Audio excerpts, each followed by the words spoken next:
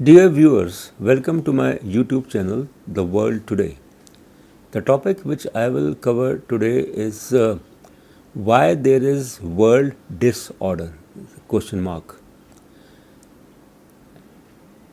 We have to take into account couple of things while covering the main theme of topic.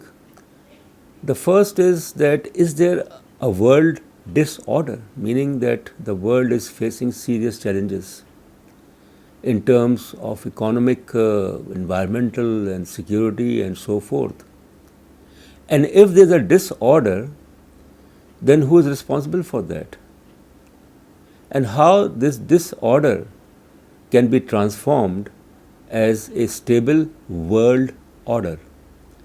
World order basically means it's a composition of several orders: world economic order, world security order, world information order, world military order, and so forth.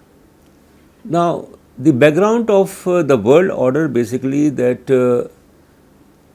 before 1945 there was a multipolar world order.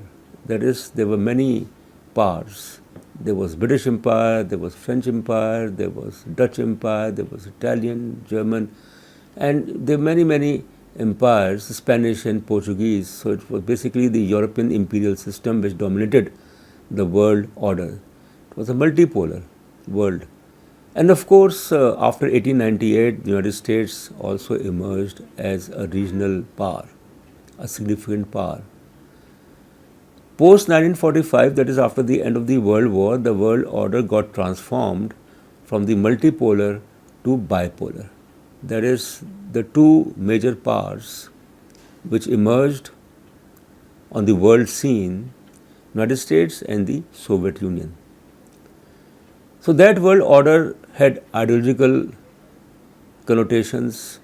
That world order was also called as an order dominated by the two superpowers, United States and the Soviet Union. After the collapse of the USSR in 1991, again there was a transformation of world order, and from bipolar it became unipolar because the Soviet Union had disintegrated and the United States emerged as the only superpower. Now, 30 years down the road, that is after the fall of the Berlin Wall, disintegration of the Soviet Union and the Warsaw Pact, and of course various changes which took place in this world, the surge of Islamic extremism, terrorism, and things like that, the rise of China, the rise of India, and the fact that in present circumstances we can say that the world order is passing through a transition. It is again being transformed as a multipolar world, although the United States is still the driver's seat, but the US is on decline. Having said that, the question that why there is world disorder, there are three reasons. The first is that there is a global leadership vacuum. There is no assertive, prudent, imaginative, perceptive global leadership which can deal with the issues the world is facing. And this vacuum, it augmented because of the policies of the American President Donald Trump. He antagonized not only his allies, European allies, he started confrontation with China and Iran, and that is the reason why the US role in the world order got marginalized. So this is one thing which we have to understand, that during the Trump administration how American power declined, and that created a vacuum in the world order, and it is leading to disorder. The second thing is when we talk about why there is world disorder, I'm not saying that there is anarchy in this world and there is large scale violence, and that's not the case. The thing is basically that the issues which 8 billion people of this world are facing, such issues are not being addressed. And that brings us as far as the fragility of the United Nations is concerned. Not only the UN is celebrating its 75th anniversary. October 24th was yesterday. It was the UN declared as a UN Day. So how the UN has not been able to play a leadership role in the world order? The UN Security Council. And the debate in the UN Security Council that it should be expanded, because the last expansion in terms of non-permanent members of UN Security Council took place in 1965, and which raised non-permanent membership to 10, but the permanent members are still 5. So unless the UN Security Council is expanded, it cannot play a leadership role as far as the world is concerned. And look at the realities as far as the UN's role concerned, that has utterly failed to deal with conflicts, armed conflicts going on since long in Afghanistan, in Syria, in Yemen, in Iraq and elsewhere. So had the UN been in a position to play a leadership role, certainly there would have been stability in the world order. What is lacking in the prevailing world order is stability. We don't have the stability as such. So this is the second reason that why there is world disorder, the failure of the UN.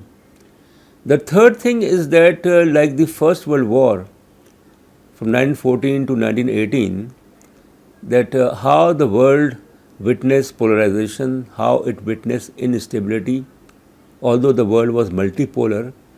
But then the established powers, Britain and France, were there. There were other powers aspiring to dominate the world, like the German Empire, which was there. And the German Empire certainly was very much interested, because it argued that it fulfilled the criteria to act as a global power. So it led to the outbreak of the First World War. Nowadays, we can see a similar situation, that there are powers, global powers, like China, certainly can be categorized as a world power. It's a world economic power, it's a political power. Although it cannot match with the United States in terms of technology, but certainly China is a reality. The surge of Russia, again, under Vladimir Putin, and the nexus between China and Russia. Then there are other ambitious powers like India. You have Brazil, you have Argentina, you have South Africa.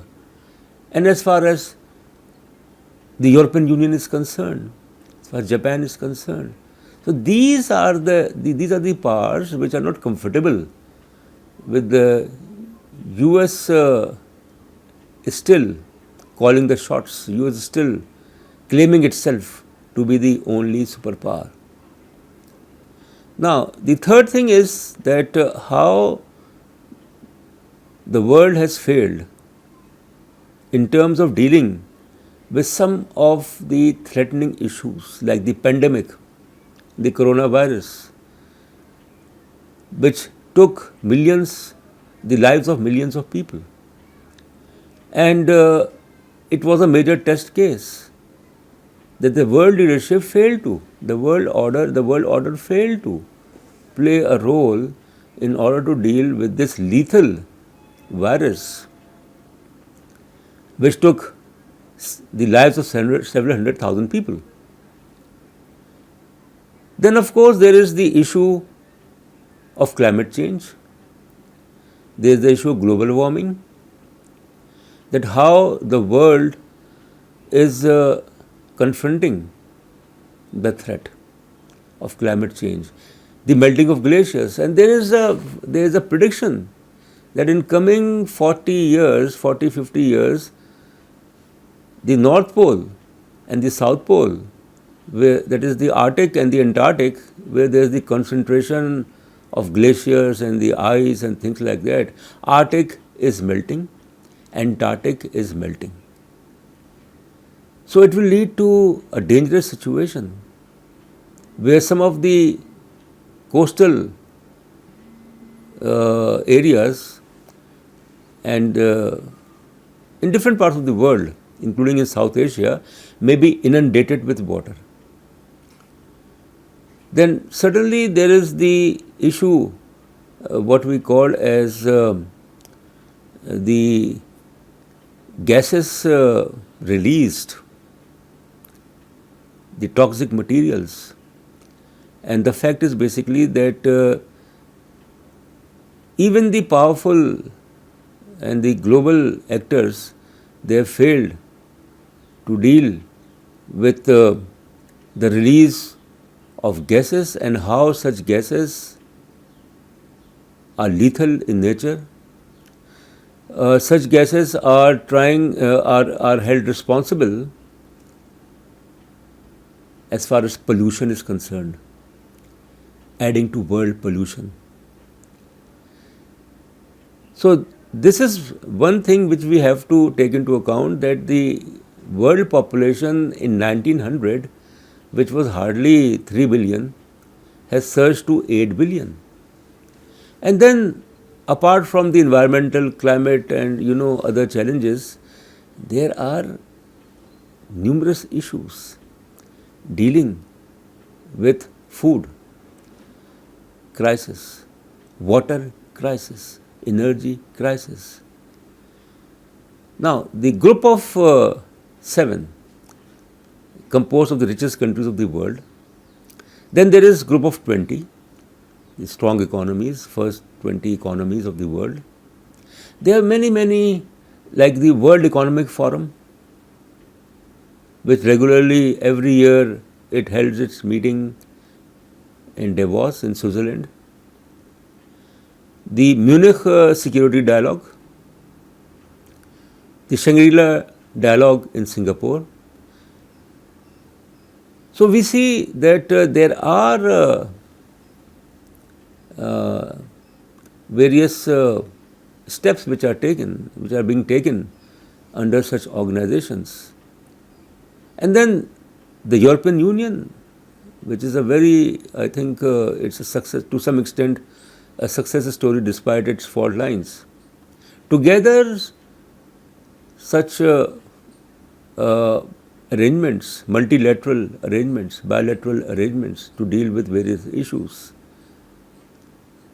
The G7 is a very interesting case study. Earlier, it was named as G8.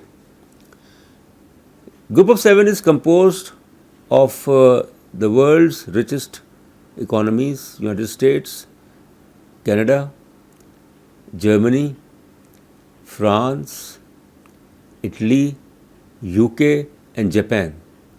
They co-opted Russia 25 years ago. It was transformed as G8.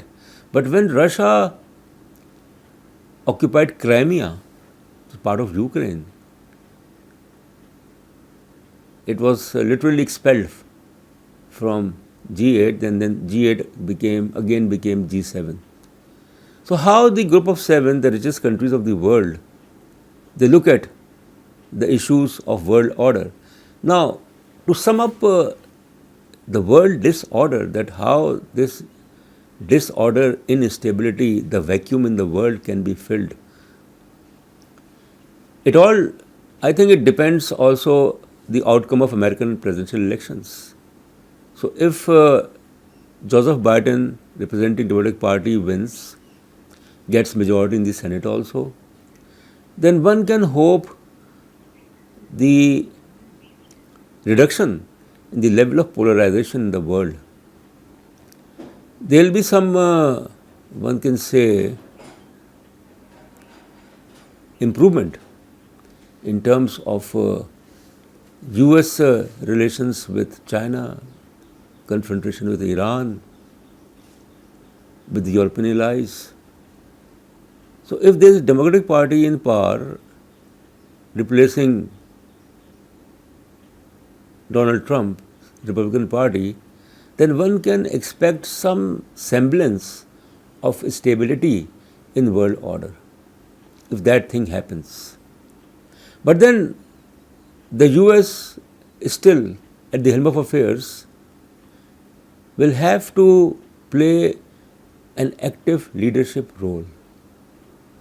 Instead of exclusiveness, which was the policy of Donald Trump, still the policy, you exclude.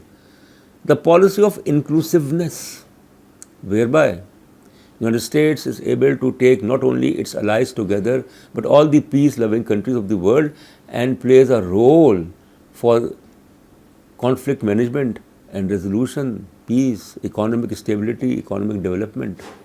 As far as this world is concerned, that is the only hope which can basically one can rely on in order to transform world disorder to a stable world order.